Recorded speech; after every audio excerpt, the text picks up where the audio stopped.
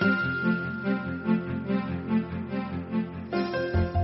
all want to live a happy, productive life, but sometimes we just need a little help. Our Coach On Call experts provide strategies to help you live your best life now. Joining us today is Linda Mitchell, a certified transition coach, reinvention expert, and speaker who empowers people that are stuck, overwhelmed, or ready for change to release the struggle, gain clarity, and evolve to their highest purpose as they move through life's challenges and transitions. Linda is here today to discuss avoiding a victim mentality and unleashing your personal power.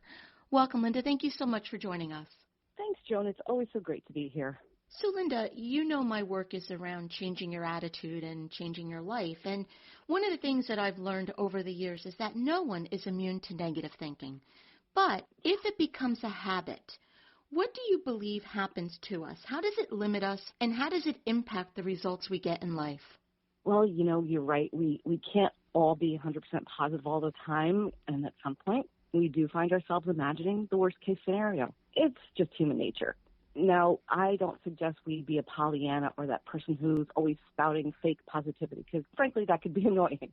But the opposite, always thinking negatively, really does impact every area of our lives.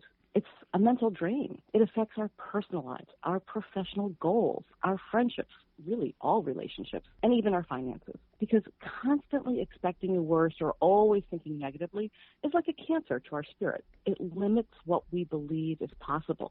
It limits what we believe we can truly achieve. And it sets us up to feel a lot more stress because there's this big gap between what we want and what we are actually experiencing. And this kind of thinking puts us in the victim mode. We're effectively letting other people and circumstances control our thinking, our actions, our expectations, and even the outcomes we experience. So eventually, you begin to feel sorry for yourself, and that really keeps you from enjoying life to the fullest. So unfortunately, we as human beings, our ancestors, we had to look at the negative aspect of everything for survival. But the problem, as you say, is that we can get stuck doing that today. And I want to focus a little bit more on that victim mentality because I think so many people get stuck there. So tell us a little bit more about the victim mentality and how it keeps us from living our fullest potential. Yeah, well, the first thing I think I should say is that we have all slipped into victim mentality at one point or another, right? And we may all unwittingly find ourselves there again.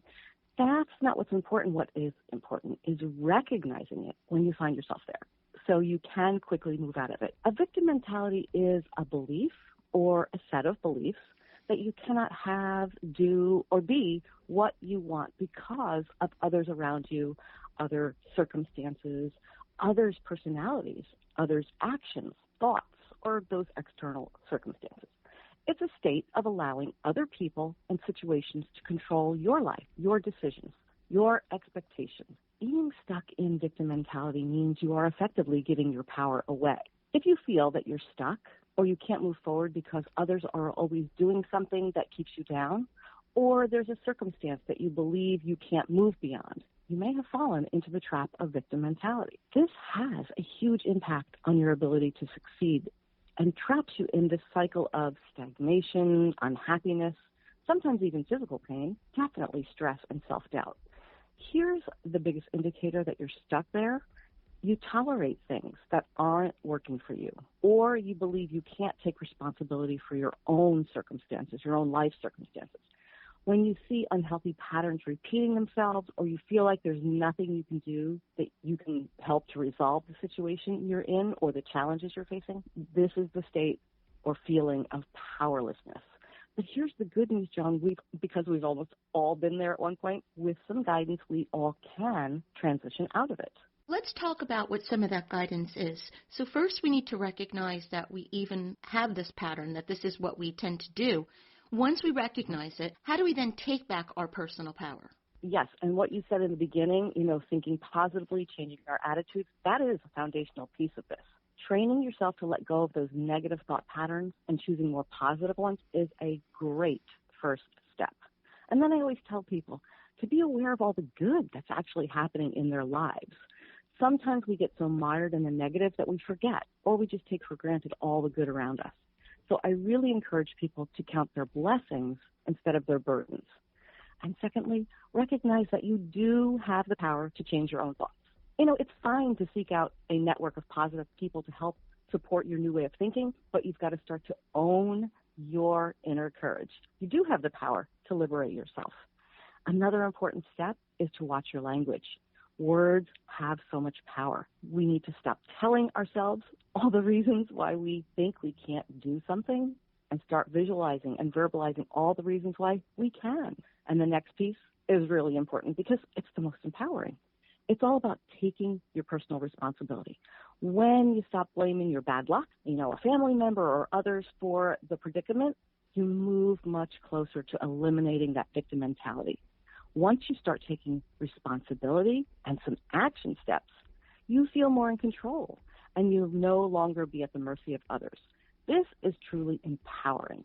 We need to take actions that show others how we want to be treated and express what isn't working and how we'd like things to change. Anytime you're trying to make a positive change, it's important to practice self-compassion and use stress-relieving techniques.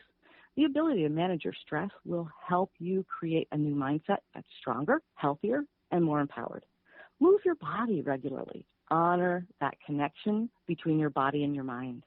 It's easier to feel enthusiastic and hopeful when you're eating healthier, exercising more regularly, and sleeping well.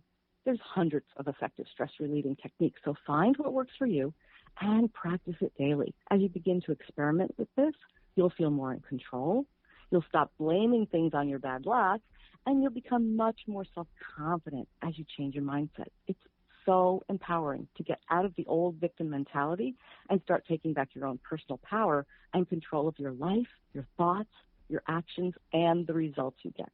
And if you feel you can't do this alone, find a coach or an accountability partner to help you bust out of those old beliefs that are holding you back from feeling the joy, the peace, and the liberation that you deserve.